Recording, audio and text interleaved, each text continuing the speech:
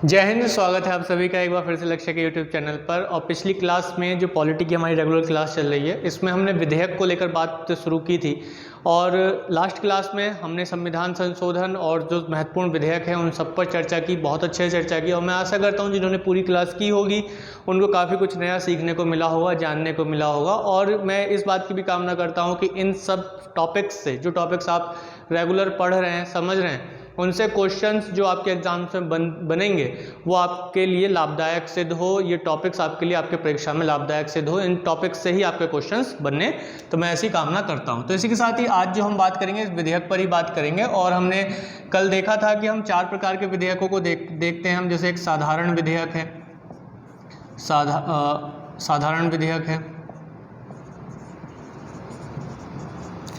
इसी प्रकार से एक संविधान संशोधन विधेयक है, संविधान संशोधन विधेयक। इसी प्रकार से धन विधेयक है,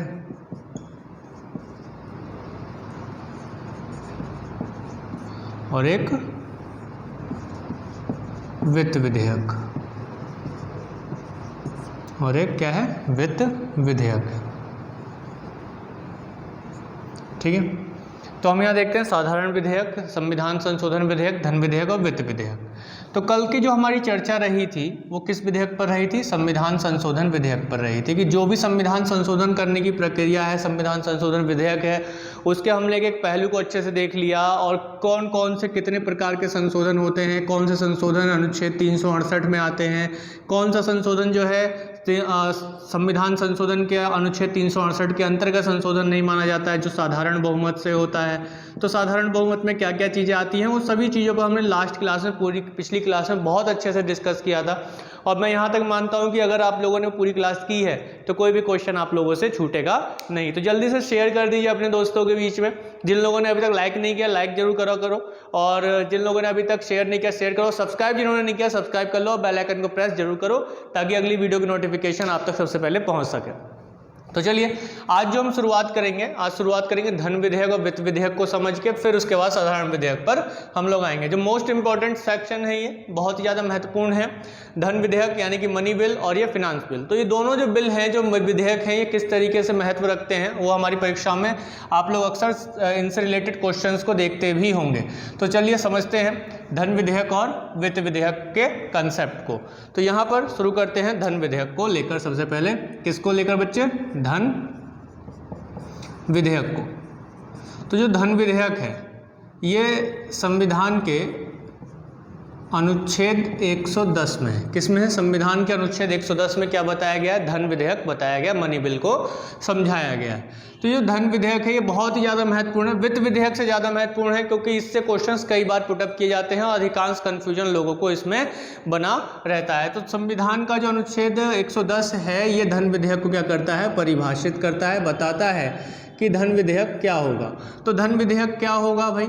तो धन विधेयक के होने के कुछ जो लक्षण हैं, यानी किसको हम धन विधेयक कहेंगे, या कोई विधेयक कब धन विधेयक कहलाएगा, या कोई विधेयक कब धन विधेयक होगा, उसके क्या कारण होंगे। देखिए सबसे पहली बात तो मैं यहाँ पे आपको बता दूं कि धन विधेयक जो है वह किसके कौन निर्धारित करता है या कौन निर्णय लेता है कि कोई विधेयक धन विधेयक होगा। तो निर्णय लेता है लोकसभा का अध्यक्ष।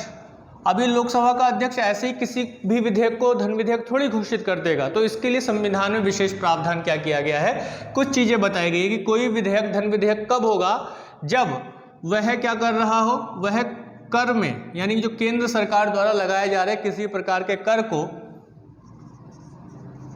किसी भी कर को बढ़ा रहा हो, घटा रहा हो या समाप्त कर रहा हो। सिंपल सा कंसेप्ट, किसी भी तरीके का टैक्स अगर सरकार बढ़ा रही है, घटा रही है या उसे समाप्त कर रही है तो वो क्या होगा, यहाँ पर हम देखते हैं कि वो एक धन विधेयक के मामले में होगा। यानी किसी विधेयक में अगर टैक्स के मामले में बात की जा रही है और वो टैक्स बढ़ाया जा रहा है या घटाया जा रहा है या फिर खत्म किया जा रहा है तो वह धन विधेयक होगा।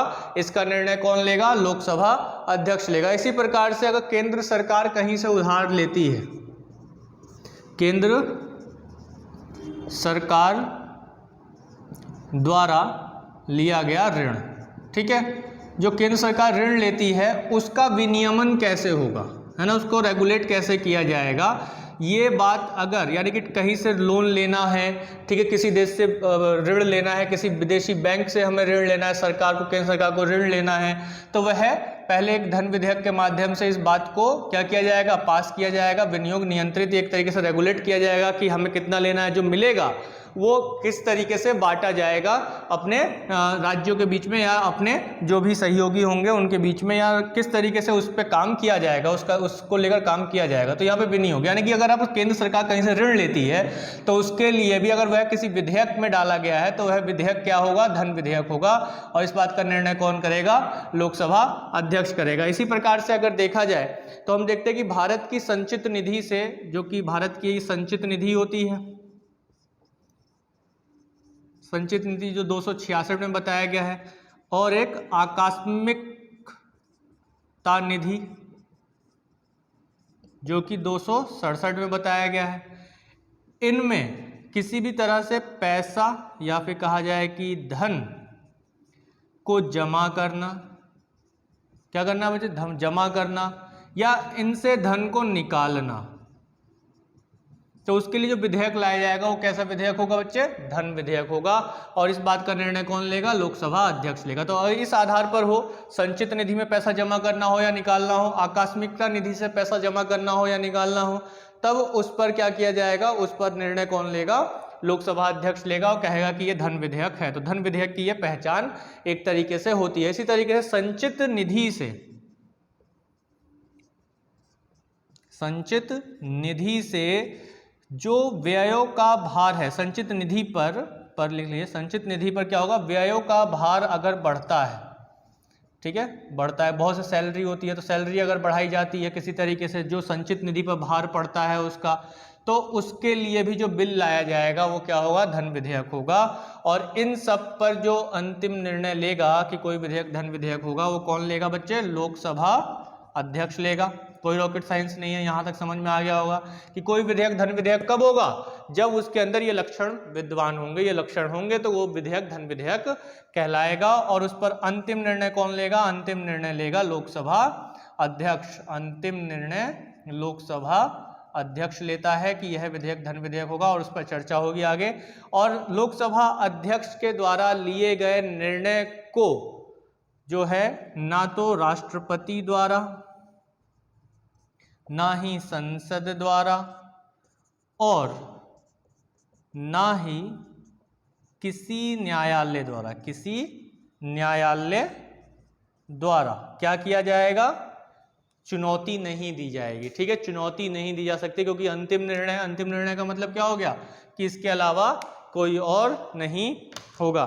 तो ये चीज हम लोग यहाँ पर देखते हैं। तो बात समझ में आ गई होगी कि धन विधेयक क्या होगा, धन विधेयक के क्या लक्षण होते हैं, ये आप लोगों को अच्छे से समझ में आ गया होगा कि धन विधेयक ये होते हैं। तो ये किसमें परिभाषित किया गया है, अनुच्छेद 110 में बताया गया है। तो यहाँ तक आप लोगों को अच्छे से समझ में आ गया होगा कि लोकसभा अध्यक्ष धन विधेयक को अंकित करता है, एक तरीके से उसे निर्धारित करता है, अंकित करता है कि यह विधेयक धन विधेयक होगा। और यह धन विधेयक फिर कहाँ जाएगा, अब राष्ट्रपति के पास जाएगा। अभी संसद में उस पर चर्चा नहीं होगी, पहले क्या होता है, लोकसभा अध्यक्ष जो होगा, लोकसभा अध्यक्ष, जो लोकसभा अध्यक्ष होगा बच्चे, वो लोकसभा अध्यक्ष क्या करेगा, वह लोकसभा अध्यक्ष उसको अंकित करेगा। किस चीज को अंकित करता है, यह अंकित करता है कि वह धन विधेयक है या नहीं है।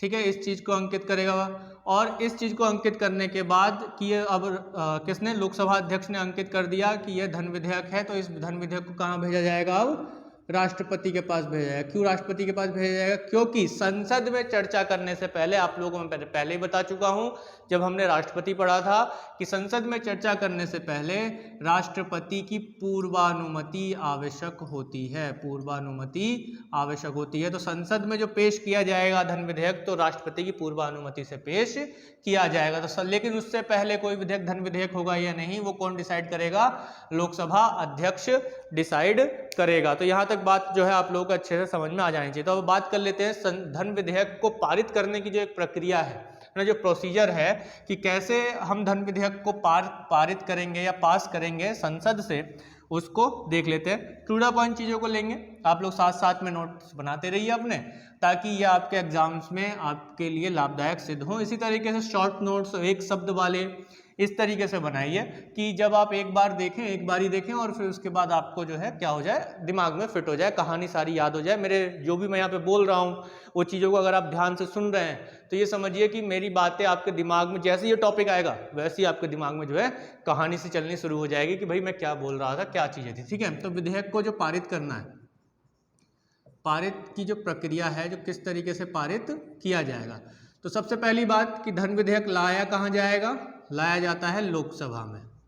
ठीक है, धन विधेयक कहाँ लाया जाता है, लोकसभा में लाया जाता है। कहाँ लाया जाता है बच्चे, लोकसभा में लाया जाता है। इसे केवल कहाँ लाया जाता है, इसे लोकसभा में लाया जाता है। केवल कहाँ लाया जाता है, लोकसभा में। तो इस बात को ध्यान रखिएगा क्योंकि ये क्वेश्चन कई बार पूछा गया है। तो केवल और केवल लोकसभा में इसे लाया जाता है। किसकी सिफारिश पर प्रस्तुत किया जाता है, राष्ट्रपति की सिफारिश पर या राष्ट्रपति की पूर्वानुमति पर। ठीक है, बात एक ही है, राष्ट्रपति की सिफारिश पर या पूर्वानुमति पर प्रस्तुत किया जाता है। ठीक है, कहाँ पर प्रस्तुत किया जाएगा, लोकसभा में प्रस्तुत किया जाएगा। सबसे पहली बात कहाँ, केवल लोकसभा में। ठीक है, इस शब्द को भी ध्यान रखिए, केवल लोकसभा में राष्ट्रपति की सिफारिश पर पेश किया जाएगा। और यह विधेयक जो है कैसा विधेयक होगा, जो लोकसभा में लाया जाता है ये विधेयक, धन विधेयक कैसा विधेयक होता है, धन विधेयक होता है बच्चे, सरकारी विधेयक होता है। कैसा विधेयक होता है, सरकारी विधेयक होता है। सरकारी विधेयक का मतलब क्या हो गया बच्चे, सरकारी विधेयक का मतलब हो गया कि यह जो विधेयक है केवल कौन लेकर आएगा, केवल मंत्री लेकर आएंगे। मैंने अच्छे से समझा दिया है कि सरकारी विधेयक और गैर सरकारी विधेयक में क्या अंतर होता है। अगर ये गैर सरकारी विधेयक होता तो कोई भी लेकर आ सकता था इसे, या फिर माफ कीजिएगा, जो अगर गैर सरकारी विधेयक होता तो कौन लेकर आता, जो मंत्री नहीं है वह सदस्य लेकर आता। और ये चूंकि सरकारी विधेयक है तो इसे कौन लेकर आएगा, केवल और केवल मंत्री लेकर आएगा बच्चे। ठीक है, कंफ्यूजन नहीं होना है, बिल्कुल कंफ्यूज नहीं करना है अपने माइंड को, आराम से चलना है चीजों को। तो ये केवल मंत्री द्वारा लाया जाता है। अब इसके बाद जब यह लोकसभा से पारित हो जाता है, ठीक है, कहाँ से पारित हो गया, लोकसभा से पारित हो गया, तो ये कहाँ भेजा जाएगा, यह भेजा जाएगा राज्यसभा में। दूसरा सदन भी तो है हमारा एक, राज्यसभा में। लेकिन पहले कहाँ लाया जाएगा, इसको लाया ही कहाँ पे जाएगा, लोकसभा में लाया जाएगा। इस बात को ध्यान रखना। ठीक है, विधेयक पारित होने के बाद कहाँ से, लोकसभा से पारित होने के बाद कहाँ जाएगा, ये राज्यसभा में जाएगा। और राज्यसभा में इस पर विचार करने के लिए इसे भेजा जाता है। फिर इसके बाद धन विधेयक के संबंध में अगर हम देखें तो राज्यसभा की शक्तियां जो हैं वो सीमित हैं। क्या है, शक्तियां सीमित हैं। क्या है बच्चे, शक्तियां कैसी है, सीमित शक्तियां हैं राज्यसभा की। किसके मामले में, धन विधेयक के मामले में। ये जो विधेयक होता है इसके मामले में इसकी शक्तियां सीमित होती हैं, क्योंकि राज्यसभा को इस पर अपना विचार करके कितने दिनों का टाइम होता है, 14 दिनों में। कितने दिनों में, 14 दिनों के भीतर इसे वापस लौटाना होता है। कैसे, लोकसभा को लौटाना होता है। अब इसने जो विचार किया है इसमें यह क्या नहीं कर सकता है, इस विधेयक को यहाँ पर लिख सकते हैं, हम यहाँ लिख लेते हैं कि ये जो धन विधेयक होता है इसमें राज्यसभा ना तो इसे संशोधित कर सकती है अपने बिहाफ पर, ठीक है, संशोधित नहीं कर सकती है, और ना ही अस्वीकृत कर सकती है। ठीक है, ये दोनों में से कोई काम नहीं करेगी। बस क्या कर सकती है, विचार करके कोई सिफारिश कर सकती है, संशोधन की सिफारिश कर सकती है, या किसी तरीके की सिफारिश कर सकती है कि भाई इसमें जो है ये चीज़ें बदल दी जाएं, या ये चीज़ें जो हैं इसमें और ऐड होनी चाहिए, इसे हटा दिया जाना चाहिए। ऐसी चीज़ें इसमें दिखाई देती हैं। तो यानी कि विचार करके राज्यसभा क्या करेगा, सिफारिश करेगा, और सिफारिश करेगा तो उस सिफारिश को लोकसभा द्वारा, किसके द्वारा बच्चे, लोकसभा द्वारा मानना या ना मानना, मानना या ना मानना किस पर डिपेंड करता है, लोकसभा पर डिपेंड करता है। क्लियर है। यदि 14 दिन के भीतर नहीं लौटाती है राज्यसभा तो क्या हो जाएगा कि ये माना जाता है कि राज्यसभा से यह पारित हो गया है, ये स्वतः ही पारित माना जाता है। बात समझ में आ गई, क्लियर है। कोई रॉकेट साइंस नहीं है यहाँ तक। अगर किसी को कोई रॉकेट साइंस लग रहा है तो वो कमेंट बॉक्स में डाल दीजिएगा। अगर कोई बात ऐसी लग रही हो जो समझ में ना आई हो, ठीक है, तो कमेंट में जरूर डालिए, ताकि उसका निदान जो है अगली क्लास में किया जा सके। तो शेयर कर दो जल्दी जल्दी अपने दोस्तों के बीच में। भाई शेयर बहुत कम होते हैं यार आप लोगों के, अगर आपको अच्छा कुछ सीखने को मिल रहा है तो भाई अपने दोस्तों में जो है इसको शेयर करो, बताओ कि आप लोग कहाँ से पढ़ रहे हैं।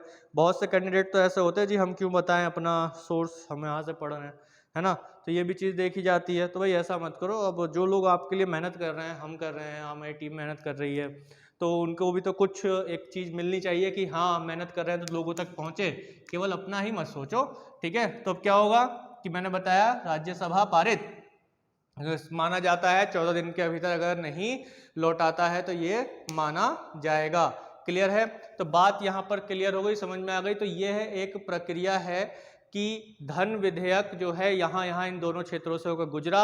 अब इसके बाद ये धन विधेयक एक बार फिर से, बहुत बार कैंडिडेट इस बात के लिए कंफ्यूज होते हैं कि राष्ट्रपति की सिफारिश से ये लाया गया है। कैसे लाया गया? राष्ट्रपति की सिफारिश से लाया गया है। अब जब राष्ट्रपति की सिफारिश से लाया गया है तो क्या होगा कि इसे अब पास होने के बाद दोबारा नहीं भेजा जाएगा? नहीं, ऐसा नहीं होता है। धन विधेयक जो है एक बार फिर से राष्ट्रपति के पास भेजा जाता है, राष्ट्रपति की सहमति के लिए भेजा जाता है, राष्ट्रपति की सहमति के लिए भेजा जाता है। मतलब अब क्या समझ में आ गया? मतलब ये आया कि पहले तो राष्ट्रपति की सिफारिश से ही लाया जाएगा, फिर उसके बाद लोकसभा में इस पर चर्चा होगी, फिर दूसरे सदन में वहां से पास होने के बाद दूसरे सदन में भेजा जाएगा चर्चा करने के लिए, विचार करने के लिए, फिर 14 दिन के भीतर राज्यसभा को अपना जो है इसको पास करके भेजना होता है। नहीं भेजेगा तो वही पास ही है।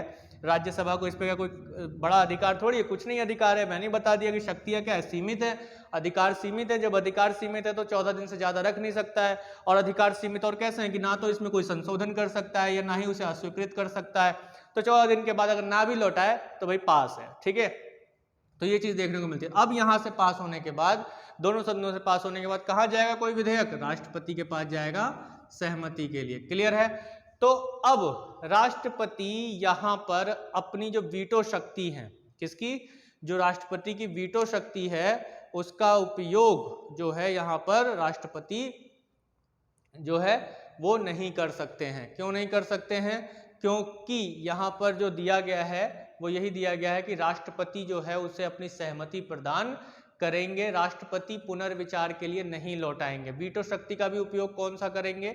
वीटो शक्ति का उपयोग करेंगे कि या तो इसे अपने पास स्वीकृति को रोक कर रखेंगे या फिर स्वीकृति प्रदान कर देंगे। ठीक है, दो चीज ध्यान में रखिएगा इसमें, या तो स्वीकृति दे देंगे राष्ट्रपति या फिर क्या करेंगे कि स्वीकृति को रोक कर रखेंगे, स्वीकृति को रोक कर रखेंगे। ठीक है, लेकिन जो तीसरा वाला है पुनर्विचार, पुनर्विचार करने के लिए वापस नहीं भेजेंगे, क्योंकि ये माना जाता है कि जब पहले ही सिफारिश उन्होंने दे दी है, पहले ही उन्होंने प्रस्तुत कर दिया, अनुमति दे दी है, तो वो चाहते हैं कि ये पास हो, तो बस वो क्या कर सकते हैं, स्वीकृति दे सकते हैं तुरंत, या फिर स्वीकृति को रोक सकते हैं कुछ समय के लिए कि अभी दे रहा हूं मैं, थोड़ा सा दूसरी जगह पे बिजी हूं। ठीक है, तो ये चीज देकर वो देख सकते हैं। तो राष्ट्रपति की सहमति के लिए आप स्वीकृति दे ही देते हैं, इसमें कोई बड़ी बात नहीं रहती है कि स्वीकृति नहीं देते हैं। क्लियर है। तो ये था आपका धन विधेयक, सिंपल और सरल भाषा में मैंने आप लोगों को समझा दिया, कोई इसमें रॉकेट साइंस नहीं है। अनुच्छेद ध्यान रखिएगा 110 अनुच्छेद है इसका। ठीक है, लोकसभा में ही केवल लाया जाता है। कहाँ लाया जाता है? केवल लोकसभा में ही इसको लाया जा सकता है और कहीं नहीं लाया जाएगा। इस पर जो है राज्यसभा को लेकर शक्तियां बहुत ही ज़्यादा सीमित हैं और यह धन विधेयक में किसी तरीके का संशोधन नहीं कर सकता है, इसे अस्वीकृत नहीं कर सकता है। यह सरकारी विधेयक होता है और ये केवल मंत्री द्वारा लाया जाता है। क्यों लाया जाता है? क्योंकि ये सरकारी विधेयक है। क्लियर है। तो यहाँ पर 14 दिन का समय होता है किसके पास? जो हमारा उच्च सदन है, राज्यसभा है, उसके पास। अगर वह 14 दिन में नहीं लौटाता है तो वह राज्यसभा से पारित माना जाता है। राज्यसभा के द्वारा की गई सिफारिशें लोकसभा पर बाध्यकारी नहीं होती हैं। लोकसभा माने तो ठीक है, नहीं माने तो भी ठीक है भाई। ठीक है, तो यहाँ पर चीजें इस तरीके से धन विधेयक के मामले में हमें देखने को मिलती हैं। तो मैं समझता हूं कि यहाँ तक जो है कंसेप्ट आप लोगों का अच्छे से क्लियर हो गया होगा। क्लियर है। तो अब हम आगे बढ़ते हैं, आगे हम बढ़ते हैं और देखते हैं कि जो वित्त विधेयक है वो क्या है। धन विधेयक क्लियर। चलिए, कोई क्वेश्चन हो तो कमेंट बॉक्स में जरूर डालिएगा। इतना मैं इसे मिटा देता हूं। आप लोग पीछे का एक बार नजर डालिए, पढ़िए अपनी नोटबुक में। अगर आप लोगों ने नोट डाउन किया है तो जल्दी से एक बार नजर डालिए, पढ़ लीजिए। कोई भी डाउट है तो कमेंट बॉक्स में डाल दिए। मैं आप लोगों को रोज कहता हूं कि ठीक 9 बजे सुबह में क्लास आ जाती है। अगर मेरे साथ डिस्कशन करना है तो ठीक 9 बजे क्लास करने बैठ जाया करो और लाइव चैट चल रहा होता है। कोई भी डाउट हुआ करे तो वहाँ पर डिस्कशन कर सकते हो लाइव चैट, ठीक है। जब तक क्लास चलेगी सुबह 9 बजे से तब तक जो है लाइव चैट रहेगा। और लाइव चैट जब रहेगा, पहला जो शुरुआती घंटा रहता है, जो भी घंटा है वो लाइव चैट का होता है। प्रीमियर लगाता हूँ मैं, अभी लाइव तो आ नहीं सकते, तो वहाँ पर जो भी आपको डाउट हो, कोई भी कंसेप्ट हो, लाइव चैट चलता है, आप अपना डाउट रखिए, मैं तुरंत हाथों हाथ वहाँ पे आंसर देने के लिए बैठा रहता हूँ। लेकिन जो कैंडिडेट्स होते हैं वो देखते हैं रात को। अब रात को देखोगे तो भाई मैं रात को तो भाई आपका डाउट नहीं देख सकता ना, तुरंत जवाब नहीं दे सकता। अब फिर अगले दिन इतना काम रहता है कि भाई हम कमेंट्स को पढ़ें ना पढ़े, जिसको हमने पढ़ लिया, देख लिया कि भाई इन्होंने ये दिया है, और बहुत पुरानी वीडियोज़ पर भी कमेंट हैं, तो चीज़ें थोड़ा सा निकल जाती हैं हाथ से, क्वेश्चंस कुछ छूट जाते हैं। तो इसी वजह से रेगुलर एक देखते रहिए। किसी दिन क्लास नहीं आ पाती है तो घबराइए नहीं, अगले दिन जरूर उसी टाइम पर क्लास आएगी, क्योंकि किसी ना किसी वजह से रुक जाती है, कोई ना कोई दिक्कत हो ही जाती है। चलिए तो अब बात कर लेते हैं किसकी, वित्त विधेयक की। वित्त विधेयक की तैयार हो जाइए अपने अपने एग्जाम्स के लिए, क्योंकि अब एग्जाम्स की डेट धड़ाधड़ आने वाली हैं, एक के बाद एक आने वाली है, जैसा कि मैंने आप लोगों को समझाया था और बताया था। ठीक है, क्लियर है। चलिए, तो जो वित्त विधेयक है, वित्त विधेयक के बारे में जो बताया गया है वो 117 में बताया गया। किसमें बताया गया? अनुच्छेद 117 में बताया गया। देखिए, वित्त विधेयक के दो टाइप हैं, एक टाइप 1 और एक है बच्चे टाइप 2। ठीक है, दो टाइप होते हैं, सिंपल। अभी केवल इतना देखिए कि वित्त विधेयक जो है 117 में है। देखिए, वित्त विधेयक और धन विधेयक में एक माइल्यूट सा अंतर यह है कि धन विधेयक में क्या होता है कि पैसा आता है ना, पैसे आने का कंसेप्ट हो, टैक्स लगा दिया, ऋण ले लिया, है ना, जो भारित व्यय है, संचित निधि है, उसमें पैसा जमा करना, उससे निकालना, तो एक तरीके से पैसा आने का कंसेप्ट उसमें ज्यादा होता है। वित्त विधेयक में जो होता है, इसमें जो खर्चा किया जाता है, जो पैसा होता है, उसको विकासात्मक कार्यों के लिए जो खर्चा किया जा रहा है, क्या, विकासात्मक कार्यों के लिए, तो उसको लिया जाता है। और एक और बात ध्यान रखिएगा, सबसे महत्वपूर्ण बात, कि जो धन विधेयक है, धन विधेयक वह वित्त विधेयक का भाग है। किसका? वित्त विधेयक का भाग है। या फिर हम क्या कह सकते हैं, हर धन विधेयक वित्त विधेयक हो सकता है, लेकिन हर वित्त विधेयक धन विधेयक नहीं हो सकता है। बात समझ में आ गई कि जो धन विधेयक होता है, जो 110 में बोला गया है और जो 117 में बोला गया है, इनमें अंतर क्या है, एक महत्वपूर्ण, कि जो धन विधेयक होता है वो वित्त विधेयक हो सकता है, कोई भी धन विधेयक, यानी कि सभी धन विधेयक वित्त विधेयक हो सकते हैं, लेकिन वित्त विधेयक, सभी वित्त विधेयक धन विधेयक नहीं हो सकते हैं। तो इस चीज में बात को ध्यान में रखिएगा। तो वित्त विधेयक को जो है इन दो श्रेणियों में हम लोग देखते हैं, कौन कौन से, टाइप 1 और टाइप 2 में। और इस बात को ध्यान रखिए कि सभी जो धन विधेयक हैं वो वित्त विधेयक होंगे और सभी वित्त विधेयक धन विधेयक नहीं होंगे। तो ये कंसेप्ट भी जो है आप लोग ध्यान में रखिएगा। अब हम एक तरीके से सिंपल तरीके से देख लेते हैं, पढ़ लेते हैं, समझ लेते हैं कि जो टाइप 1 है और टाइप 2 है, इन दोनों में एक बेसिक अंतर क्या है। ठीक है, तो ऐसे टाइप 1 और इधर लिख लेते हैं टाइप 2। इसमें जो एक मूलभूत अंतर है, वो मूलभूत अंतर जो है वो राष्ट्रपति की पूर्व सहमति को लेकर बताई गई है। किसको बताई गई है? राष्ट्रपति की पूर्व सहमति को लेकर। तो पहला यही है कि जो टाइप 1 वाला है, जो टाइप 1 होगा वो क्या होगा, राष्ट्रपति की पूर्व सहमति से लोकसभा में लाया जाएगा। लाया तो कहा जाएगा, ये लोकसभा में लाया जाएगा। ये कहाँ लाया जाएगा? एक सबसे महत्वपूर्ण बात कि ये लोकसभा में लाया जाएगा। और कैसे लाया जाएगा? राष्ट्रपति की पूर्व अनुमति से। तो ये तो आप लोग समझते ही हैं। अगर हम टाइप 2 की बात करें तो ये भी राष्ट्रपति की पूर्व अनुमति से लाने की आवश्यकता इसको नहीं है। ठीक है, इसको राष्ट्रपति की पूर्व अनुमति की आवश्यकता नहीं है और यह किसी भी सदन में लाया होता है, किसी भी सदन में लाया जा सकता है, लाया जा सकता है। देखिए 110 जो अनुच्छेद है, अनुच्छेद 110 में जो जो चीजें मैंने बताया, टैक्स वगैरह, वो सारे विषय भी जो हैं इसी में ही, इसमें भी होते हैं, लेकिन इनमें अधिकांश चीजें जो होती हैं वो विकासात्मक कार्यों के लिए देखी जाती है। दूसरा पॉइंट कि अगर विधेयक पर क्या हो रहा है, ये भी इसमें राष्ट्रपति की पूर्व अनुमति की आवश्यकता नहीं होती, पूर्व अनुमति आवश्यक नहीं। ठीक है बच्चे, पूर्व अनुमति जो है वो आवश्यक नहीं होती है। तो यहाँ पे दूसरा पॉइंट जो हम देखते हैं वो क्या दूसरा पॉइंट है वो यही है। बाकी जो पॉइंट है वो दोनों में सिमिलर है, ठीक है। तो ये ध्यान रखिएगा, लोकसभा में ही लाया जाएगा टाइप 1, और ये राष्ट्रपति की पूर्वानुमति से लाया जाएगा। ये किसी भी सदन में लाया जा सकता है, राष्ट्रपति की पूर्वानुमति की आवश्यकता नहीं है टाइप 2 में। इसके बाद दोनों में जो है समानता है, कोई रॉकेट साइंस इन दोनों में अलग अलग नहीं है। जैसे कि टाइप 1 पर राज्यसभा को राज्यसभा को पूर्ण शक्ति प्राप्त है, पूर्ण शक्ति प्राप्त है। अब धन विधेयक से कंपेयर कीजिए कि धन विधेयक पर क्या राज्यसभा को पूर्ण शक्ति प्राप्त है? नहीं। क्यों? क्योंकि हम देखते हैं कि धन विधेयक पर जो पूर्ण अधिकार है वो किसका है? लोकसभा का अधिकार है, और राज्यसभा का सीमित अधिकार है, जो कि संविधान में स्पष्ट रूप से कहा गया है। और इसमें वह ना तो संशोधन कर सकता है, ना ही उसे अस्वीकार कर सकता है। लेकिन वित्त विधेयक अगर होगा तो उसे राज्यसभा क्या कर सकता है? संशोधित भी कर सकता है, पूरा अधिकार है। और उसे क्या कर सकता है? अस्वीकार भी कर सकता है, अस्वीकार भी कर सकता है। क्लियर है? बात समझ में आ गई? सेम यही चीज आप इधर लिख लीजिएगा, ठीक है। सेम यही चीज, राज्यसभा की पूर्ण शक्ति प्राप्त है और वह संशोधित भी कर सकता है। थोड़ा समय बचाते हैं, सेम वही चीज जो है आप वहां पर लिख लीजिएगा। अब इसी तरीके से क्या हो, अब तो ये किसी दोनों ही सदन में जाएगा, इसे बेशक लोकसभा में लाया गया, राज्यसभा में जाएगा, राज्यसभा भी इसे अस्वीकार कर सकता है। तो अब क्या हुआ कि राज्यसभा में गया तो राज्यसभा ने अस्वीकार कर दिया, ठीक है। या फिर क्या हुआ कि राज्यसभा ने जो संशोधन किया था उस संशोधन को मानने से लोकसभा ने मना कर दिया। तो अब ये स्थिति क्या हो गई? द्वंद्व वाली स्थिति हो गई, युद्ध वाली स्थिति हो गई। और वो युद्ध वाली स्थिति किनके बीच हो गई? लोकसभा और राज्यसभा के बीच में ये स्थिति हो गई। तो अब क्या किया जाएगा? अब संयुक्त अधिवेशन बुलाया जाएगा।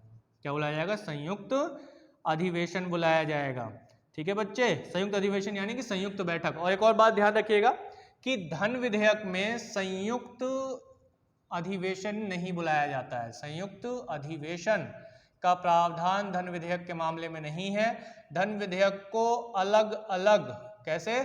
अलग अलग दोनों सदनों में पारित करना होता है, ठीक है। अलग अलग पारित करना होता है दोनों सदनों में, ठीक है। ये चीज समझ में रखिएगा, ठीक है। लेकिन वित्त विधेयक के मामले में संयुक्त बैठक बुला सकते हैं। सेम यही चीज टाइप 2 में भी होगा कि वित्त विधेयक के मामले में संयुक्त बैठक बुला सकते हैं, संयुक्त अधिवेशन बुला सकते हैं। अभी देखेंगे, डिटेल में बात कर लेंगे संयुक्त अधिवेशन के बारे में भी, जो महत्वपूर्ण है, क्योंकि इसमें अधिकांश बच्चे केवल इतना ध्यान में रखते हैं कि संयुक्त अधिवेशन राष्ट्रपति बुलाते हैं, अध्यक्षता लोकसभा अध्यक्ष करते हैं, बस काम खत्म। अनुच्छेद याद रख लेते हैं ज्यादा, लेकिन और भी बहुत सी चीजें हैं जो हम समझेंगे अभी संयुक्त अधिवेशन क्या होगा। तो आज हम यही वित्त विधेयक आज हमने देख लिया, वित्त विधेयक, धन विधेयक देख लिया। अब साधारण विधेयक देखेंगे, फिर उसके बाद जो है ये जो संयुक्त अधिवेशन है ये क्या है, इन विषय पर चर्चा करेंगे। चलिए, तो इसके बाद क्या होता है कि राष्ट्रपति जो है इस पर अपने तीनों वीटो पावर का इस्तेमाल कर सकते हैं। जो राष्ट्रपति की वीटो शक्तियां हैं, है ना, कैसी की शक्तियां कि वह उसे स्वीकृति दे सकता है, अपने पास होल्ड रख सकता है या भेज सकता है। तो यहां लिख सकते हैं राष्ट्रपति वीटो का प्रयोग कर सकता है, ठीक है। तो सेम यही चीज बच्चे कहां, इधर लिख लो। क्लियर है? देखिए, अंतर केवल टाइप 1 और टाइप 2 में यहां पर है। ये लोकसभा में लाया जाएगा, ये किसी भी सदन में लाया जा सकता है। ये पूर्व अनुमति आवश्यक नहीं है। लेकिन बाकी सब यही है कि अगर क्वेश्चन सिंपल जो बनेगा वो कैसे बन सकता है कि वित्त विधेयक को राज्यसभा संशोधित कर सकती है ना, आराम से संशोधित कर सकती है। तो ये चीज आ जाता है। संयुक्त अधिवेशन लाया जा सकता है या नहीं लाया जा सकता है, ये हो सकता है। तो क्वेश्चन आराम से इन सबसे पुटअप हो सकते हैं। चलिए, तो यहां तक आप लोगों को समझ में आ गया होगा वित्त विधेयक क्या है, जो अनुच्छेद 117 के अंतर्गत बताया गया है। अब बात कर लेते हैं, अगर यहाँ पे कोई डाउट रह जाता है तो कमेंट में जरूर लिखेगा। अब बात कर लेते हैं साधारण विधेयक। किसकी बात करते हैं बच्चे? साधारण विधेयक की। कि जो साधारण विधेयक है वो क्या है।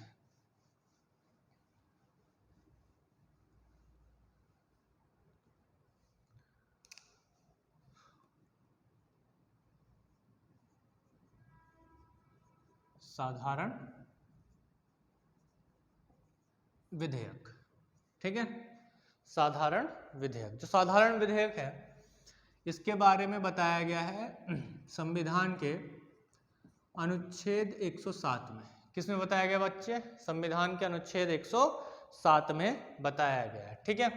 तो जो साधारण विधेयक है जो संविधान के अनुच्छेद 107 में बताया गया है, तो इसमें हम ये देखते हैं कि संविधान विधेयक जो साधारण विधेयक है ये 107 में बताया गया है। और जानते हैं कि जो साधारण विधेयक है यह दोनों सदनों में से किसी में भी लाया जा सकता है, लोकसभा या राज्यसभा में से किसी में भी लाया जा सकता है। और लोकसभा और राज्यसभा में इसे मंत्री द्वारा लाया जा सकता है या गैर सरकारी रूप से लाया जा सकता है, व्यक्तिगत रूप से लाया जा सकता है, गैर सरकारी विधेयक भी हो सकता है ये, ठीक है। ये सरकारी विधेयक भी हो सकता है साधारण विधेयक, या गैर सरकारी विधेयक भी हो सकता है। इसमें भी राष्ट्रपति की पूर्वानुमति की आवश्यकता नहीं होती है, पूर्वानुमति की आवश्यकता नहीं होती है, बात ध्यान रखिएगा, ठीक है। One by one step by step लेकर चलिए। साधारण विधेयक 107 में बताया गया है, लोकसभा या राज्यसभा में से किसी में भी लाया जा सकता है, मंत्री भी ला सकता है, यानी कि सरकारी विधेयक भी हो सकता है, गैर सरकारी विधेयक भी हो सकता है। राज्यसभा इसे संशोधित भी कर सकती है। मान लिया कि राज्यसभा में एक लोकसभा में लाया गया, लोकसभा से राज्यसभा में गया, ठीक है, तो वहां पर क्या किया, राज्यसभा को इसमें शक्ति प्राप्त है कि वह इसे संशोधित भी कर सकती है, ठीक है, और अस्वीकृत भी कर सकती है, अस्वीकृत भी कर सकती है, ठीक है। अस्वीकृति के मामले में क्या होगा, अस्वीकृति के मामले में हम लोग देखेंगे कि साधारण विधेयक को जो है संयुक्त बैठक भी बुला सकते हैं हम लोग, ठीक है, संयुक्त बैठक भी बुला सकते हैं कि अस्वीकृति के मामले में संशोधन को ना मानने पर कोई गतिरोध हो जाए, द्वंद्व हो जाए, तो क्या हो सकता है कि साधारण विधेयक के मामले में संयुक्त अधिवेशन बुलाया जा सकता है। कैसे लाया जा सकता है, संयुक्त अधिवेशन को बुलाया जा सकता है। इसके लिए बुलाया जा सकता है संयुक्त अधिवेशन को, कोई रॉकेट साइंस नहीं है, बात अच्छे से समझ में आ जानी चाहिए यहाँ तक, ठीक है, सिंपल है ये, ठीक है। और इसके साथ ही जो साधारण विधेयक होता है, साधारण विधेयक राज्यसभा अगर लोकसभा से पारित होकर आया है तो राज्यसभा, ये टाइम याद रखिएगा, राज्यसभा 6 माह तक रोक सकती है अपने पास, कितने तक, 6 माह तक रोक सकती। साधारण विधेयक को रोकने का टाइम कितना है, राज्यसभा के पास 6 माह का टाइम है, कितना है, 6 माह का टाइम है।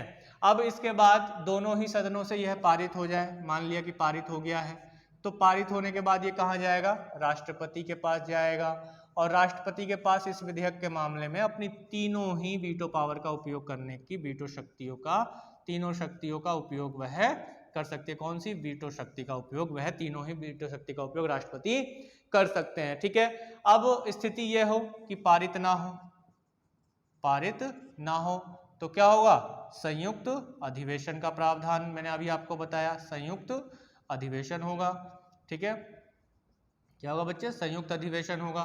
तो ये कंसेप्ट जो है सीधा सा सिंपल सा इसमें बता दिया है। लेकिन एक बात यहाँ पर जो है आप लोगों को ध्यान रखनी होगी कि यदि साधारण विधेयक, ठीक है, यदि साधारण विधेयक किसके द्वारा लाया गया, मंत्री द्वारा लाया गया है, मंत्री द्वारा लाया गया है और यह लोकसभा में अस्वीकृत हो गया है, लोकसभा में क्या हो गया है, अस्वीकृत हो गया है, ठीक है, उसे अस्वीकार कर दिया है। शेयर कर दो जल्दी से, देख रहा हूं मैं कोई शेयर नहीं कर रहा है, ठीक है, अस्वीकृत कर दिया है। तो अस्वीकृत कर दिया है तो इसका मतलब ये हो जाता है कि सरकार को त्याग पत्र देना होगा, सरकार को त्याग पत्र देना होगा। तो भाई ये बड़ा ही सरकार के लिए थोड़ा खतरनाक सा हो जाता है मामला, ठीक है। क्या खतरनाक सा हो जाता है कि यदि साधारण विधेयक मंत्री द्वारा, यानी कि अगर सरकारी विधेयक है वो लाया जाता है और लोकसभा में अस्वीकृत हो जाता है, लोकसभा में पास नहीं होता है, तो सरकार को त्याग पत्र देना होगा। तो सीधी सी बात है भाई, सरकार कहाँ है, लोकसभा में ही बनेगी। अब सरकार जो लोकसभा में बनेगी तो लोकसभा में तुमसे साधारण विधेयक पास नहीं हो पाया, जब तुमसे साधारण विधेयक नहीं पास हो पाया तुम कैसी सरकार है, कैसी मेजोरिटी है तुम्हारी, तुम्हारी तो कोई मेजोरिटी बची ही नहीं। जब मेजोरिटी नहीं बचेगी तो सरकार कहाँ से बचेगी, तो बहुमत की तो सरकार होती है। तो यहाँ पर इस वजह से त्याग पत्र भी देना पड़ सकता है। तो साधारण विधेयक सिंपल कंसेप्ट है, 107 में है, लोकसभा राज्यसभा में से किसी में भी लाया जा सकता है। राज्यसभा में यदि लोकसभा से आया है तो 6 माह तक रोक सकता है, राज्यसभा इसमें संशोधन कर सकता है, अस्वीकृत भी कर सकता है, और ये मंत्री या गैर सरकारी सदस्य द्वारा लाया जा सकता है। राष्ट्रपति के पूर्व अनुमति की आवश्यकता नहीं है बिल्कुल भी। लोकसभा राज्यसभा से पारित होने पर राष्ट्रपति अपनी तीनों शक्तियों का उपयोग इस साधारण विधेयक पर कर सकता है। अगर पारित नहीं होता है तो संयुक्त अधिवेशन का कंसेप्ट जो है इसमें लाया जाए, संयुक्त बैठक बुलाई जा सकती है। और लोकसभा में अस्वीकृत हो जाए, अगर कहाँ से अस्वीकृत हो जाए साधारण विधेयक, लोकसभा में अस्वीकृत हो जाए तो सरकार को त्याग पत्र देना होगा। कोई रॉकेट साइंस नहीं है, ठीक है, तो बात अच्छे से समझ में आ जानी चाहिए। ठीक है, किसी भी तरीके का कोई कंफ्यूजन माइंड में अब नहीं बचना चाहिए। ठीक है, तो अब बात कर लेते हैं कि जो भाई इतनी देर से हम लोग पढ़ रहे हैं कि संयुक्त अधिवेशन या संयुक्त बैठक, संयुक्त अधिवेशन, संयुक्त बैठक, तो ये है क्या? संयुक्त अधिवेशन या संयुक्त बैठक क्या है, इस चीज को थोड़ा सा अब हम लोग समझ लेते हैं। ठीक है, तो जो संयुक्त बैठक है, ठीक है, वो आप लोग अच्छे से जानते हैं, जो एक बेसिक पॉइंट है। बेसिक पॉइंट क्या कि किस अनुच्छेद में है? जिनको भी पता है कमेंट बॉक्स में आंसर डालें, क्योंकि मैं ये पीछे भी कई बार बता चुका हूं कि संयुक्त अधिवेशन या संयुक्त बैठक जो है संविधान के किस अनुच्छेद में है। यहाँ तक तो आप भी बता सकते हैं कि ये किसके द्वारा बुलाया जाता है संयुक्त अधिवेशन को, और यहाँ तक आप ये भी बता सकते हैं कि इसकी अध्यक्षता कौन करता है। ठीक है, तो ये जो इतना मैंने आप लोगों को बताया, मैंने आप लोगों से उतना पूछ लिया है। तो हेडिंग हो गई हमारी। जल्दी से जो भी मैंने पूछा है कमेंट बॉक्स में डाल दो। इतने मैं यहाँ लिख देता हूँ, संयुक्त अधिवेशन या बैठक। ठीक है, ज्वाइंट मीटिंग। तो जी जो संयुक्त अधिवेशन है, सबसे बड़ फैक्चुअल बात कि किस अनुच्छेद में है, तो अनुच्छेद है बच्चे 108। क्या अनुच्छेद है? अनुच्छेद है 108। तो 108वें संविधान के जो अनुच्छेद हैं वो क्या बताते हैं? ये बताते हैं संयुक्त अधिवेशन के बारे में कि ये संयुक्त अधिवेशन जो होगा वो ये ऐसे ऐसे होगा। तो संयुक्त अधिवेशन जो होता है वो किन परिस्थितियां होती हैं? कि परिस्थितियां ये होती है कि विधेयक के मामले में दोनों सदनों के बीच में गतिरोध हो जाए, है ना, कि वो एक सदन जो है दूसरे सदन के द्वारा लाए गए विधेयक को अस्वीकृत कर दे। ठीक है, या फिर एक सदन ने उस पर कुछ संशोधन करके भेजा है तो उस संशोधन को अस्वीकृत कर दे, उसे मानने से मना कर दे, या फिर विधेयक को ही खारिज कर दे। तो उन स्थितियों में, या फिर एक कंडीशन ये भी होती है कि राज्यसभा 6 महीने से ज्यादा किसी विधेयक को रोक कर बैठ गई है, तो भी जो है संयुक्त विधेयक, संयुक्त अधिवेशन लाया जा सकता है। तो इसके 3 कारण मुख्यतः हमें देखने को मिलता है कि संयुक्त अधिवेशन हम क्यों लाते हैं। तो जो बताया गया है कि विधेयक दूसरे सदन द्वारा अस्वीकृत हो जाए, जो विधेयक है, विधेयक दूसरे सदन द्वारा, दूसरे सदन, अब दूसरा सदन मतलब इस बात को समझिए कि एक जो विधेयक है, मान लो ये जो विधेयक लाया गया, ये विधेयक लाया गया राज्यसभा में।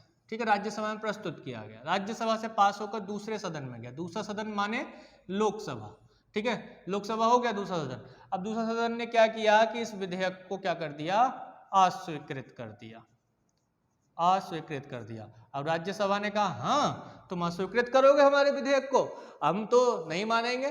क्यों नहीं माना? हम तो मानेंगे ही नहीं, तुम्हें दोबारा से स्वीकृति देनी पड़ेगी, संशोधन बताओ हमें क्या करना है, नहीं तो ज्वाइंट मीटिंग बुलाओ, हम लोग दोबारा से लेके आएंगे। ये तो उस पर ही झगड़ा शुरू हो गया एक तरीके से। ठीक है, तो सीधा मान लिया कि जो विधेयक है दूसरे सदन ने अस्वीकृत कर दिया, तो इस वजह से हम संयुक्त अधिवेशन को ला सकते हैं। इसी तरीके से सदन विधेयक में किए गए संशोधन मानने से मना कर दे।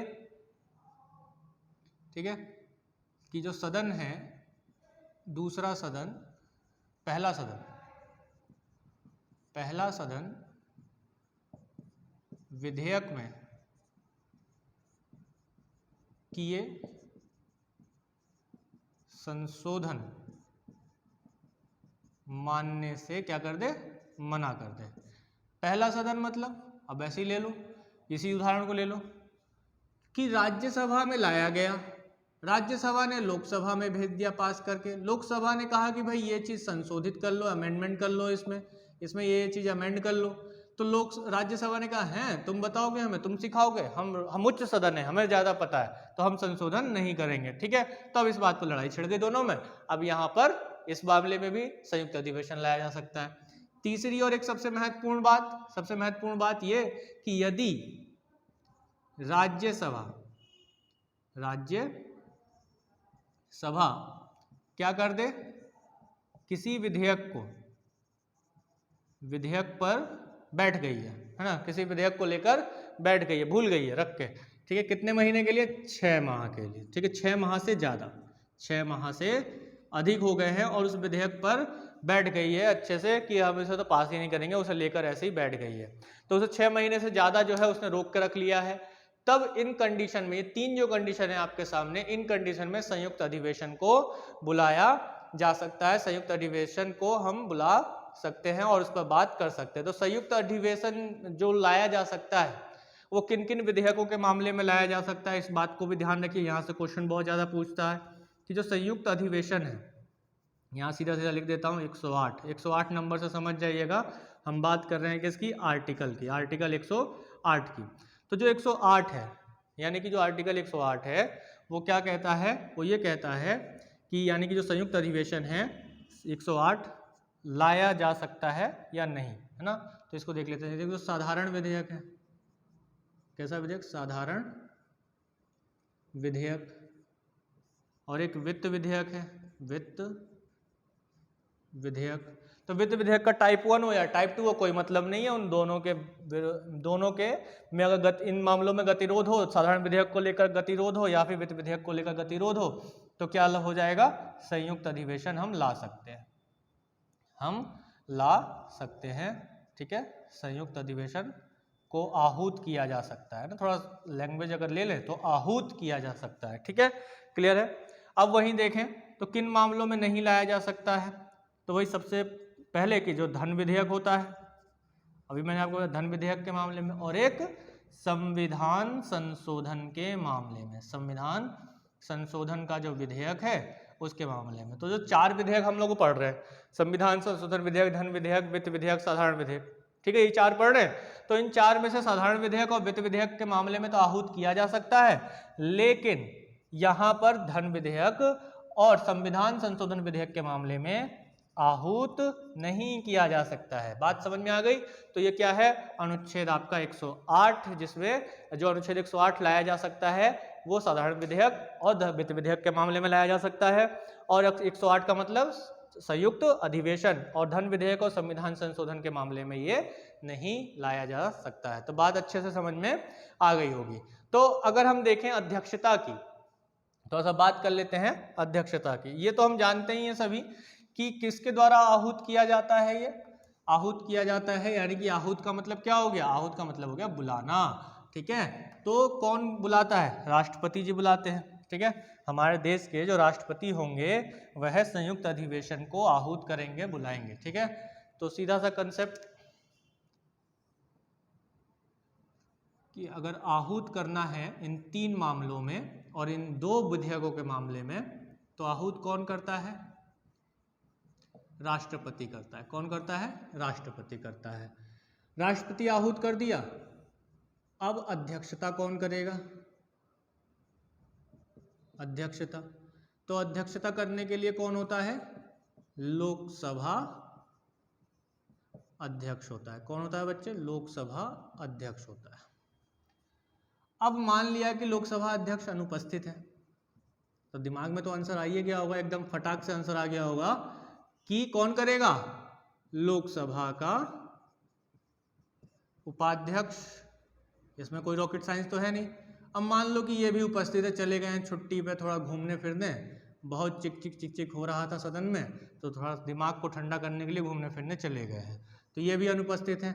तब कौन करेगा, तब राज्यसभा का कौन करेगा, सभापति या उपसभापति, तो यहाँ करेगा उपसभापति, ठीक है। सभापति नहीं करता है, क्यों नहीं करता है, क्योंकि हम सभी लोग जानते हैं कि जो सभापति होता है वो भारत का उपराष्ट्रपति होता है, और सभापति कहाँ का, राज्यसभा का जो सभापति है वह किसी भी सदन का सदस्य नहीं होता है।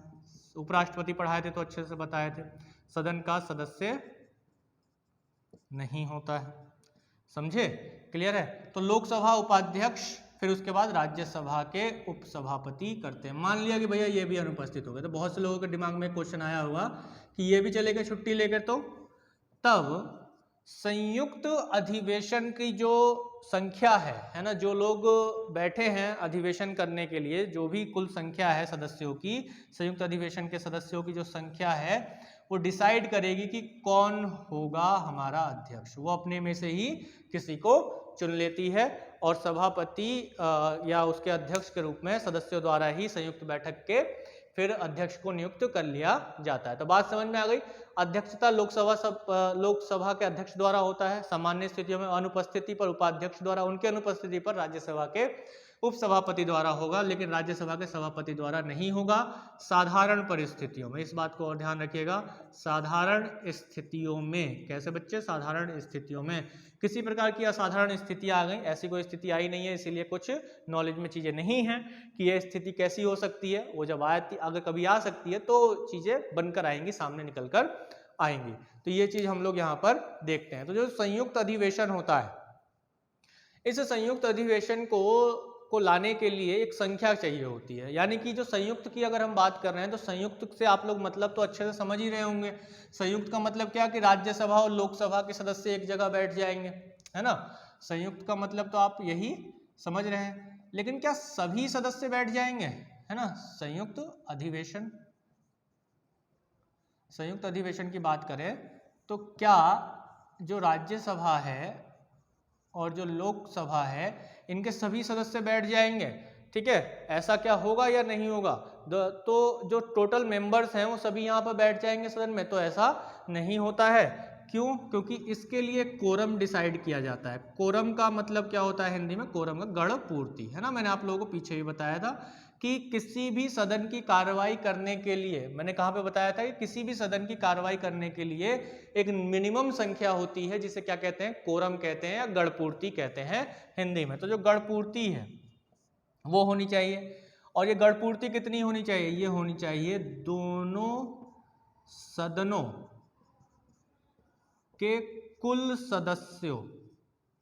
कैसे? कुल सदस्यों का 1/10वां भाग। इसमें भी क्या होगा? 1/10वां भाग जो है वो कोरम होना चाहिए।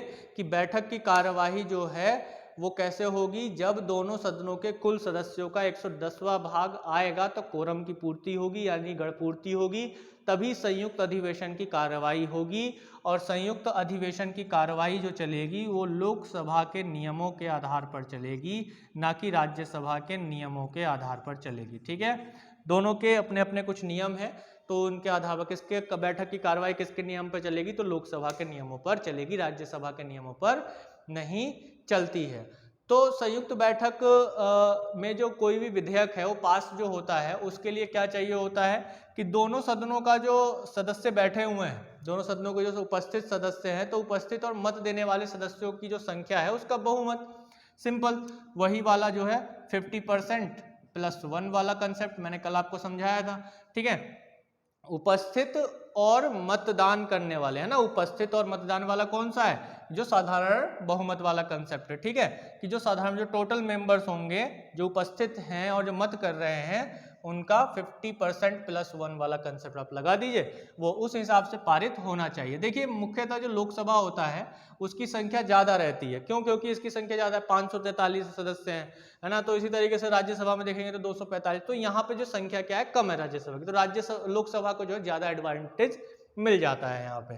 तो इस तरीके से जो है कोई भी विधेयक यहाँ से अधिवेशन पारित होता है। देखिए एक रोचक तथ्य ये भी है कि हमारे देश में जो संयुक्त अधिवेशन का कंसेप्ट है या अनुच्छेद 108 का जो उपयोग किया गया है 1950 से लेकर अब तक, कब से? 1950 से लेकर अब तक, वह केवल और केवल कितनी बार किया गया? 3 बार किया गया है, ठीक है।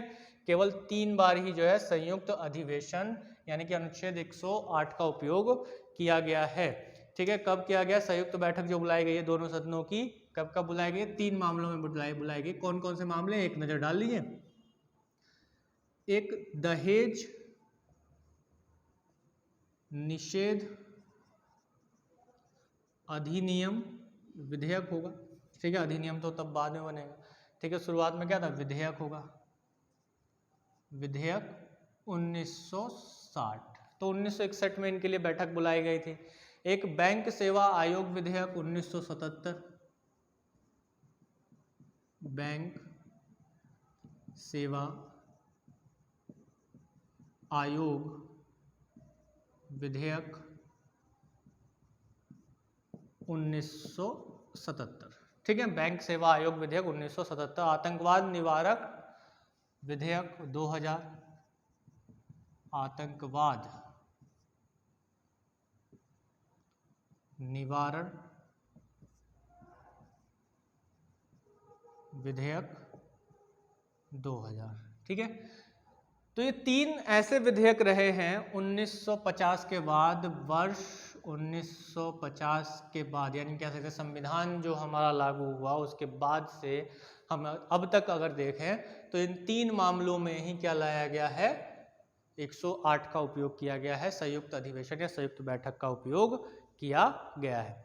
तो मैं समझता हूं कि यहाँ तक जो है आपको अच्छे से क्लियर हो गया होगा कि क्या कंसेप्ट इसमें रहा है। तो आज जो भी कंसेप्ट पर हमने बात की, धन विधेयक, वित्त विधेयक क्या होते हैं, इनमें बेसिक अंतर क्या होता है, इसके अलावा जो संविधान संशोधन विधेयक की प्रक्रिया है वो तो पिछली क्लास में हमने देखा था, संयुक्त अधिवेशन की जो प्रक्रिया है वो हमने देख लिया, अच्छे से समझ में आ गया होगा। और नए टर्म्स आपको देखने को सुनने को मिले होंगे तो कमेंट कीजिए, शेयर कीजिए ज़्यादा से ज़्यादा अपने दोस्तों में, बताइए कि कैसी क्लास आपको लगी है, हमारी जो एफर्ट्स हैं वो आपको कितना लाभ पहुंचा रहे हैं, इसके बारे में कमेंट में लिखना बिल्कुल भी मत भूलिए, ठीक है। और शेयर कर दीजिए अपने दोस्तों में, ज़्यादा से ज़्यादा सपोर्ट की ज़रूरत है आप लोगों को, जितना आप सपोर्ट करेंगे और शेयर करेंगे उतना ही हम लोग है आप लोगों के लिए और अच्छी क्लासेस को लेकर आने की कोशिश पूरी करेंगे, क्योंकि मनोबल बढ़ता है, एक जो है अंदर से एक आवाज़ आती है कि हाँ हम मेहनत जो कर रहे हैं वो सही दिशा में कर रहे हैं, गलत नहीं कर रहे हैं। तो शेयर कर दीजिए अपने दोस्तों में। तो कल की क्लास में हम बात करेंगे जो कुछ संसदीय समितियां हैं उन विषयों पर बात करेंगे, अक्सर उनसे, जैसे उपक्रम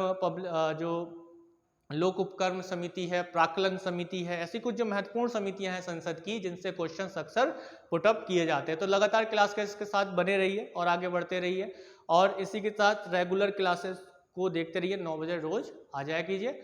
धन्यवाद, जय हिंद।